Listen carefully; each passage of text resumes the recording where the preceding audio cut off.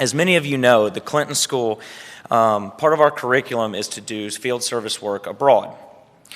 Oftentimes, the planning phase for that is the hardest part, picking where to go, what area to focus on. So when I was contemplating where I wanted to go, I took into consideration that I hadn't been many places abroad compared to some of my more well-traveled classmates. I don't know if Jamaica exactly counts as living abroad. However, having the world at your fingertips is literally just a remarkable feeling that's hard to describe.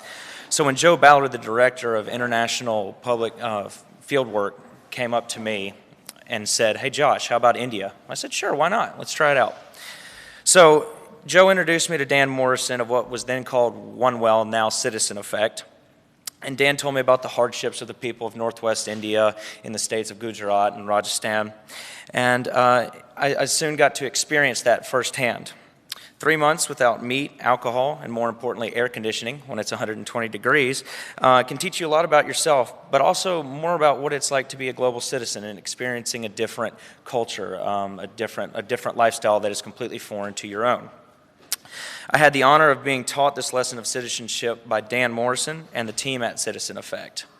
Actually, Dan will probably not like me telling this story because he's kind of a humble guy, but he said whenever I would go to a village in India, he would say, I would meet with the villagers and talk with them about what's going on, and then I'd always ask about Danbai, and Bai in Gujarati means brother, and they'd always say Danbai is a god, and they literally look at him like that because of the great work that he and the team at Citizen Effect does.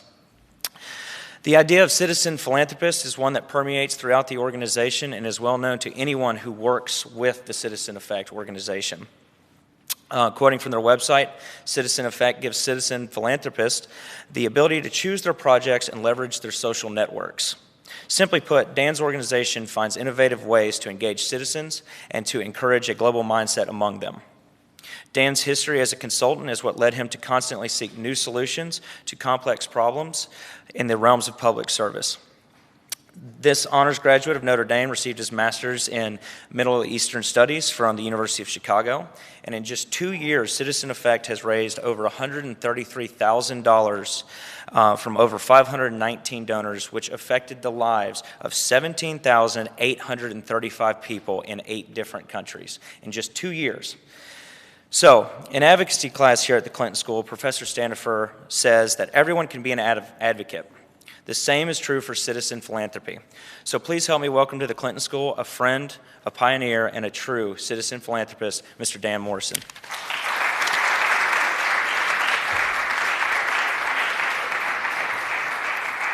Thanks so much, Josh. Really, really appreciate that. And anyone who wants great stories from India about Josh, come see me afterwards, including the popsicle story, which is definitely a classic. But no, Josh was an amazing asset for us, and thank you for all your service. Really appreciate it. And thank you to the Clinton School, to Skip and Joe, and all our friends at the Clinton Foundation as well. It is always an honor being here. I've done a little work with the Clinton Foundation in the past, and it's my second trip to Little Rock, and it's a great little city. So thanks so much. Today's a very, very special day, especially from someone from Chicago who's a Cubs fan. Today is the day pitchers and catchers started spring training. And the reason why it's so special is because it's the best day of the season for us Cubs fans, because it only gets worse from now. All right. But as a baseball fan, I think all of us are kind of obsessed with numbers and stats. Okay, so you have, batting 400. Last time that happened was Ted Williams back in '41. You have 61 home runs by Roger Maris. You have 714 home runs by Babe Ruth. You have 70 home runs by Mark McGwire. You have 73 by Barry Bonds, and on. Just numbers and numbers and numbers that I kind of get obsessed about. And of course, the most important but also most disappointing and disheartening number is 102, which is the years it's been since the Chicago Cubs won the World Series. So that number really, really bothers me. But at the same time, There's some other numbers that really bother me too. 1.4 billion people living on less than $1.25 a day. 2 billion people that don't have access to water and sanitation. And a quarter of us don't actually have access to electricity. So, those numbers, 102 is bad, but those numbers are really, really problematic and troublesome. Even more so because, let's bring down the lights a little bit. I'm actually not going to do the PowerPoint, so you can turn that back on. Is that the UN, the U.S. government, the World Bank, the IMF, these large organizations, ever since World War II, have been trying to address these major problems, to alleviate poverty, to try to educate as many people as possible, to bring clean water to people around the world. And it's been very difficult. Then you have the Rockefeller Foundations, you have the Ford Foundation, MacArthur's, et cetera, the titans of industry, which people like Warren Buffett and Bill Gates have now joined to try to address the world's most pressing challenges. And, we're still struggling to address these numbers. And because I think the problem is the numbers are so large, and they're staggering. So when you think about us, individuals, citizens, students, parents, teachers, the average Joes and the average Janes, like, where does that leave us? It's completely discouraging. And I think about when I was going to college and what I wanted to do with my life, and I'd always been kind of committed to public service, and I studied history. But when I left college, I had no idea what to do because I didn't really see a way to make a real impact. So I did what most people do, and I went out and found a job and tried to make as much money as possible so I could pay my rent and, put food on my table and maybe someday make enough money so I could then be comfortable enough to make a decent contribution to a cause that I believed in. But I found that woefully unsatisfying, and I don't think that definitely is the way to go and to go about it. But I think that's the reason is because we frame the problems wrong. Framing the problem at 1.4 billion people that live on less than $1.25 a day, nobody can solve that problem. Not Bill Gates, not Bill Clinton, not a government, not a multinational organization. It's just too big. And so my mom always did teach me a lesson, so now you guys are like, wow, it started off with baseball, but now I'm depressed. But my mom taught me never to state a problem without a potential solution. My problem is I didn't know what the solution was until actually I met an amazing person at the Clinton Global Initiative in New York back in 2006. And I was there helping the foundation and had met a woman named Rima Nanavati, and she is the head of the Self-Employed Women's Association in Gujarat, India, the group that Josh had spoken about and worked with this last summer. And she kind of made a big mistake. She looked at me and said, "Hey, why don't you come and visit in India? I'll show you kind of what Sewa is doing." And I looked at her and I said, "Be very careful what you ask for."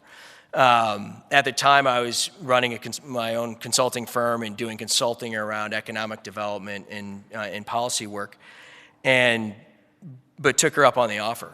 And for 10 days, toured around rural India and literally just listened. I'd been in a lot of boardrooms. I'd done a lot of focus groups. I'd told a lot of people what to do throughout my consulting career as a professional, and literally had never been more intimidated in my life. So we'd be in these situations where 75 women had come together. They'd walked hours. Some of them had traveled days to just sit and talk with me, only because Rima had told them to, this woman that runs the organization.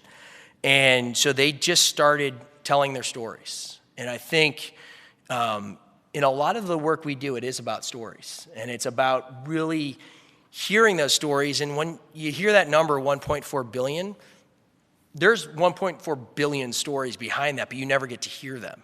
And so, one of the stories I heard was from this woman. She was about, she looked like she was about 85 years old.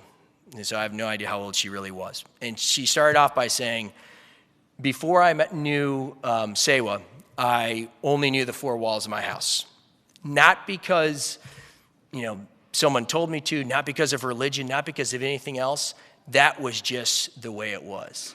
And she goes, then I met Sewa. And then they said, hey, this might be, and she said to herself, this might be the first time that I'm actually going to be able to do something to get my family out of poverty. And she told the story about how she took a loan to buy 20 bikes. And she then rented those bicycles to the salt pan workers that had to ride out into the desert for work every day and then come back. And she said, tomorrow is the day that I get to pay off my loan. And I was like, wow, that is amazing. And it turned out that she'd also taken her business plan into a commercial bank, Bank of Baroda, and gotten another loan to buy another 21 bicycles at a better rate than she had gotten from Sewa Bank. And so here she was, not a day of education in her life, but she had put together this business, had a 100% repayment rate on the bikes, and was now giving small loans to other people in her community. And so that was an amazing story, but one that was happening all over India and all over the world.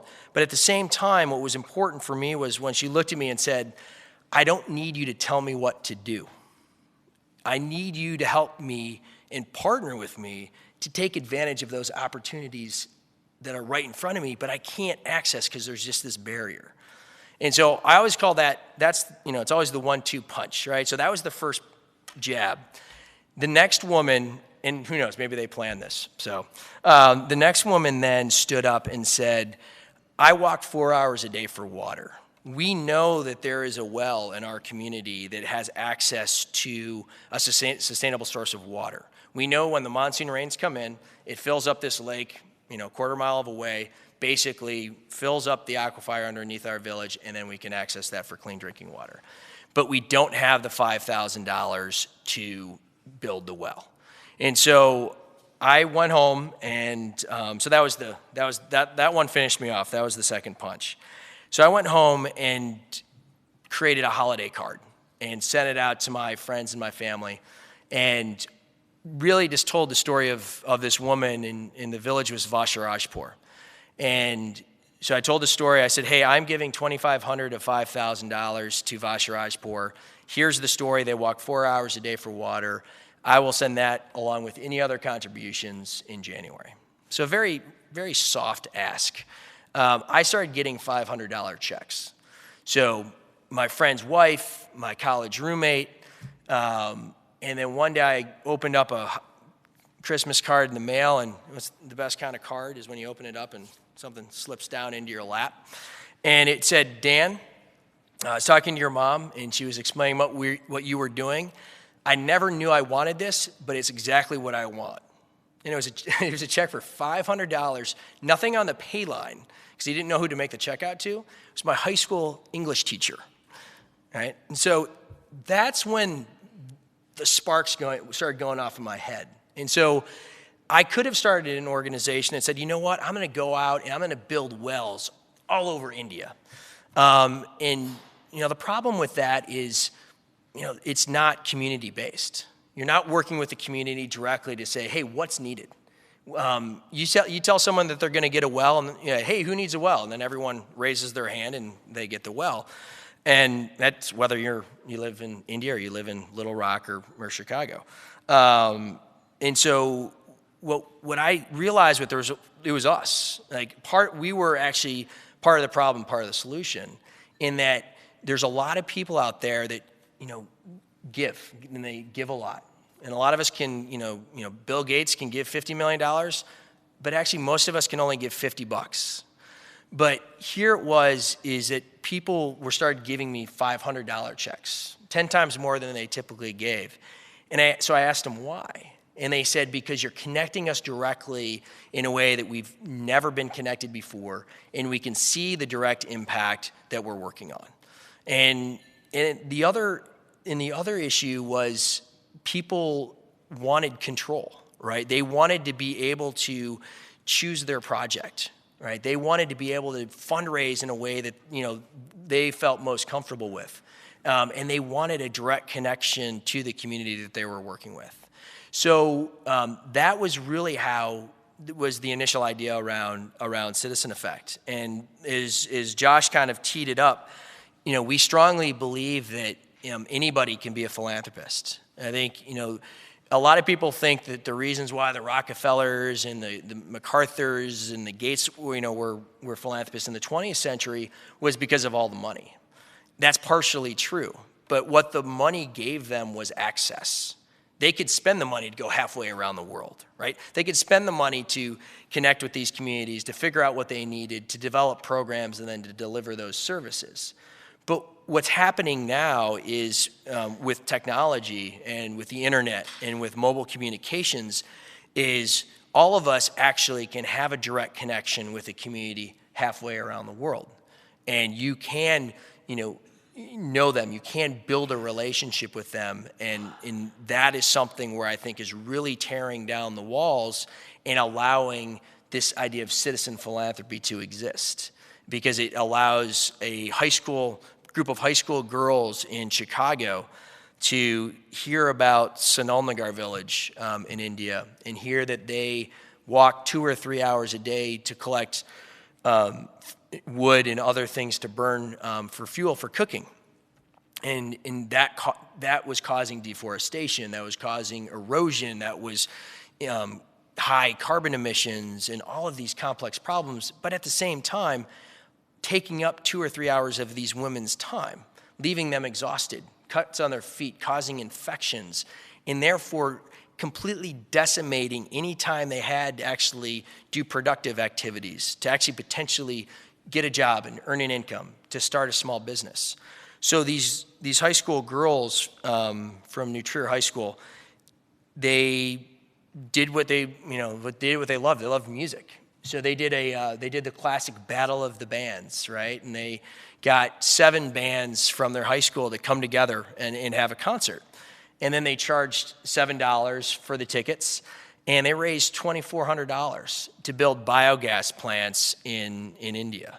And now many families in Sonal Nagar don't have to walk 2 or 3 hours a day. Now all they need to do is go and scoop up the poop from their about 4 cattle and put it into the biogas plant, which is literally just a cylindrical cement container about that big. It then goes into a kind of underground dome, creates the gas, which they then can control with a valve, use that for cooking. And the best part is it discharges organic fertilizer. So now many of them had small plots of land that they could never do anything with. So now they're using that to grow food either for the family or even if it's productive enough to actually sell that to market and actually earn an income. And probably most importantly, it gives them back their time, and which therefore gives them back their freedom. So they can start other income earning activities. And all by the ability of a bunch of high school students through Citizen Effect to come on a website and see, wow, I'm interested in clean energy issues. And one of them actually, his family was from Gujarat, India, and so they chose this project. And then giving them a platform by which they can promote, communicate, and market their project to their friends and family to drive all the students, and over 250 kids came to this concert to raise the money for the project. So that's kind of how citizen philanthropy and Citizen Effect works. But I think there's May Yu is sitting here. She's our project manager. That's really where the other half is, that people don't want to give money anymore and not know where it goes. They want to see the impact. And so it's this whole idea. I hate the word donation. I hate the whole idea that you give a donation and for some reason that's lesser than giving a micro loan. Because I see it as we spend money all the time. So, you give the person at the convenience store some money and you get a Coke, right? I buy a subscription to the Wall Street Journal online. All I get back is information, and I pay $25 a month for that. And so the whole idea that you basically just give a donation and don't care about the money anymore, I think is becoming very something of the past. Because now what people are doing are buying impact, right? What they want to know is they want to give $50 to their friend who's raising $5,000 that's going to go towards building a well in India, and they want to know what happens. Okay, now what? What was the impact? How did I improve these people's lives? What is going on? It's great to know that now Vashrajpur has a well that provides 500 people with clean water. But honestly, what blows people away is the story that now one woman started a grocery store, right, and is now more than doubled family income. Another woman started a flour mill, and again, is more than doubled or tripled family income. And so people now know that giving a donation isn't just, blindly giving money away. It's actually now giving them something in return, and they're getting that impact and seeing the impact that they're having in the world. So that's one of the things I think that is the changing dynamic. And I think microfinance is an amazing tool in a toolkit to help address these major problems that the world is having. But I do only think it is a tool, because I do think that if we think that the market mechanisms are going to solve all of the world's problems, I think that's a big problem, and I think that's a big mistake, because things do become very local. Some communities need a well. Some communities need a child care center. Some communities basically have those things, but now need a loan in order to start a new business.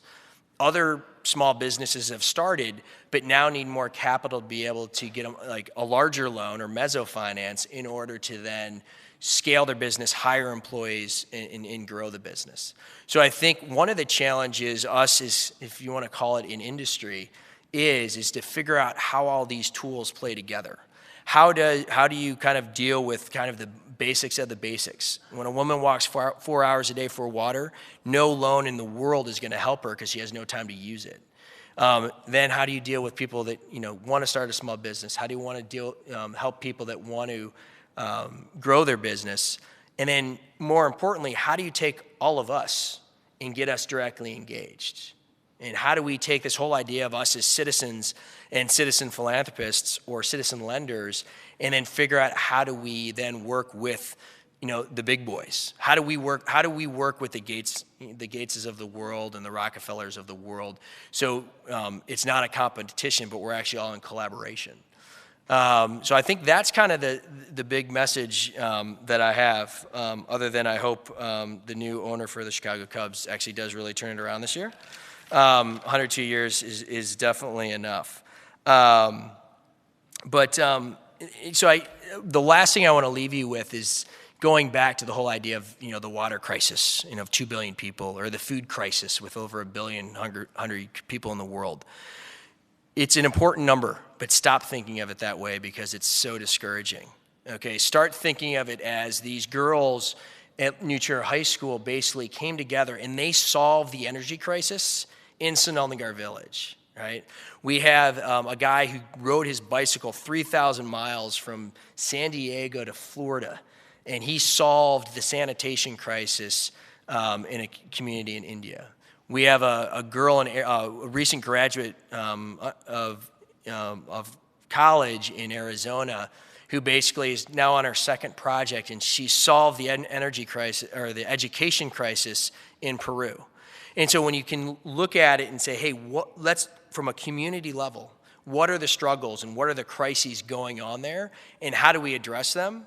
And not try to program out, okay, well, first we're going to address the water crisis, and then we're going to start these small businesses, and then we're going to do X, Y, and Z, and completely social engineer the process.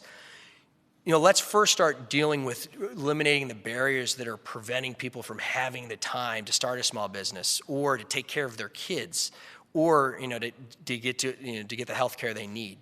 And then you see amazing things start to happen. Do the next level of programs need to happen? Yes, they absolutely do. But I think we have to empower them as much as we feel empowered ourselves to kind of live the lives that we want to lead.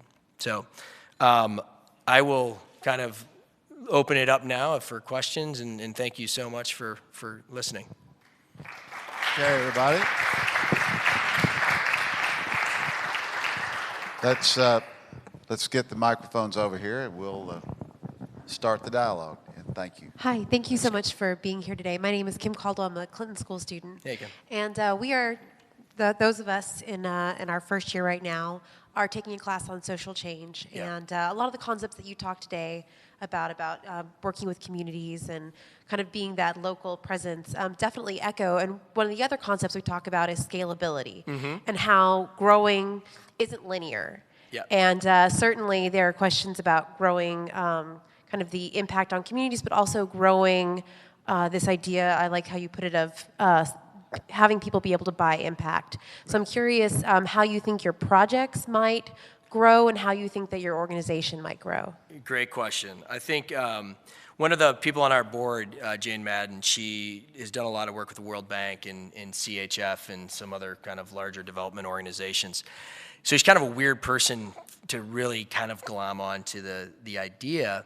And the reason why is because she sees the way we're going to scale completely differently than everybody else. So we're always going to do a $1,000 child care center and a $5,000 well, right? We're never going to do $50,000 water infrastructure projects or $1 million ones.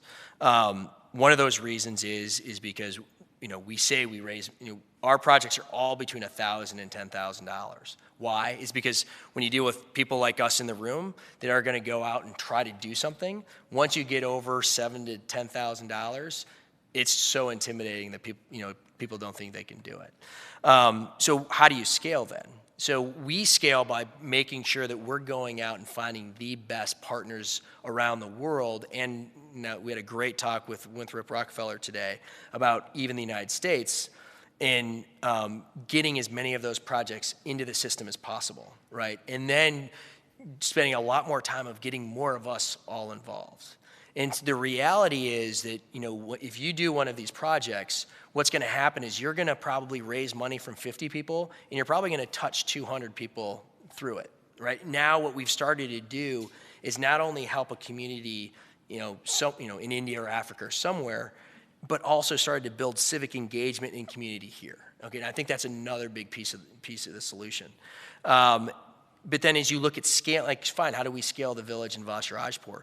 Vasharajpur is scaling itself, right? If you put that well in place, and now small businesses start to crop up, and then lending groups start to crop up, and then now in your driving commercial activity, and then they might say, yeah, sure, now one of our barriers is education. There's no school for our kids to go to. Therefore, there's mothers that are locked up taking care of their kids all day. And so now, okay, great, we'll fund the child care center, but then we'll see now, sure, 8 hours a day for a kid, for 30 kids, provide 30 kids with a great education, nutrition, and all the rest, but it also frees up the time of 30 mothers now that have the choice. And they might choose to, open a business. They might choose to get a job. They might choose to actually have a break for the first time in their life. So is that absolutely. Question, Ryan. Thank you so much for being here today. My name's Ryan, and I'm a student here at the Clinton School. This stems from this speech as well as some outside factors that have happened in my life today, revolving around the idea of accountability. Yes. And what struck me during your speech, which made me think a little bit, is while we have these donors that want to be more involved and be invested, how do you hold them accountable to be accountable to the people that they're serving and not dictate to them what they're supposed to do, while at the same time with the people that we're serving, holding them accountable to what they do. Fantastic question. How as an organization do you address that, and what are some things? Absolutely. It's really the crux of the issue in the sense that we basically, it gets back to buying impact, right? So I'll address the community side first.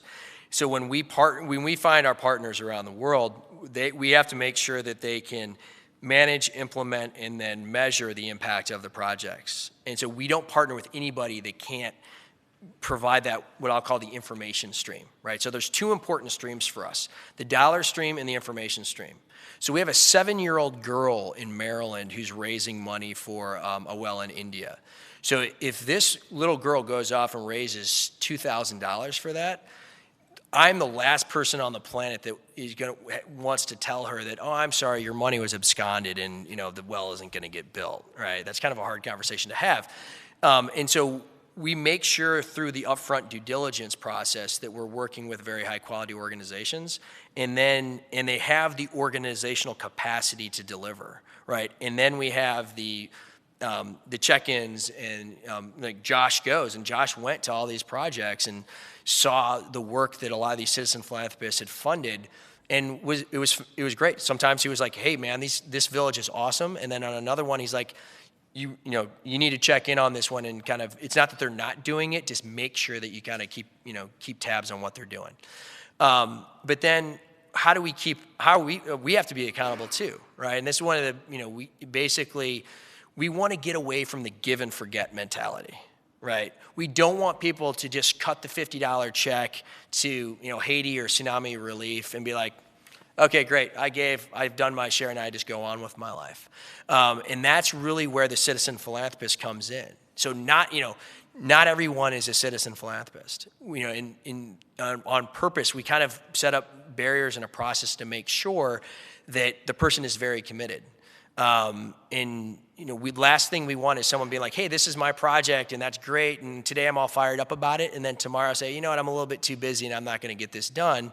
3 months later, we've realized that no fundraising's gone on, and we've completely, screwed this community. And so that's where kind of we come in to make sure that we're working directly with our citizen philanthropists, and then they're working directly with their donors.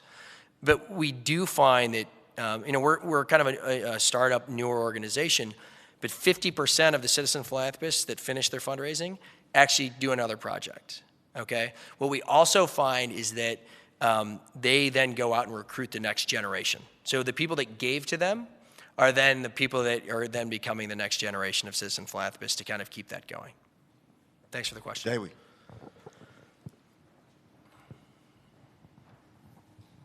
Thank you for being here. I'm Dewi. I'm from Indonesia. I'm a student here.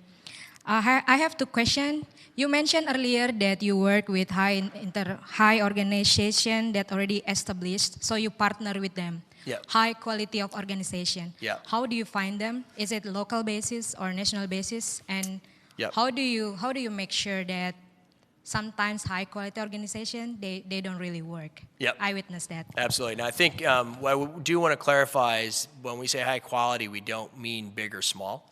So we work with SEWA, which is a very large organization.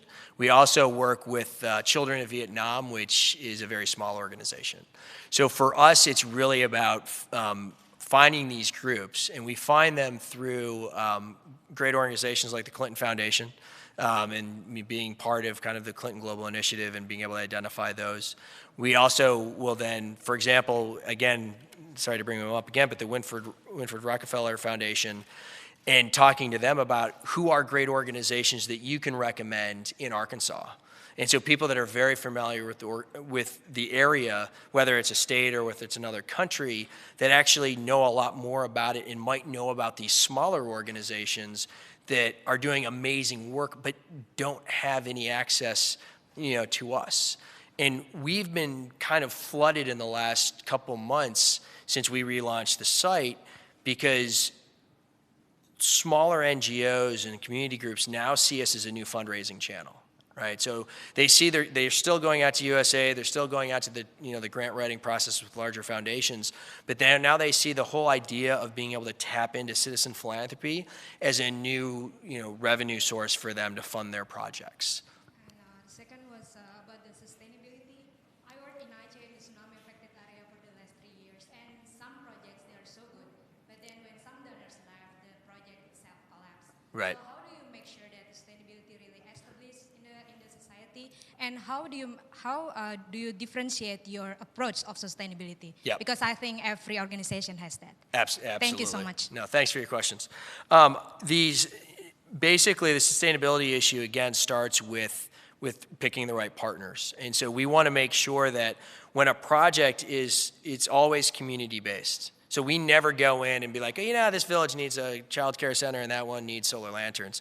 Basically, we work with groups that are in the community that say, hey, this is what our community needs. This is how it's prioritized. And so it's all community generated. And so there's a high ownership level there. But at the same time, like when we'll fund a well, and it will be a grant, it won't be a loan, they will then, this community itself will set up maybe like a water board, right? Well, they'll be like, hey, here are the people that are going to manage this, and they'll go around every so often and raise money for maintenance and repair and to make sure that there is kind of that community ownership of that. But then there's things like education, right? There's things like running a child care center, which require, an annual budget.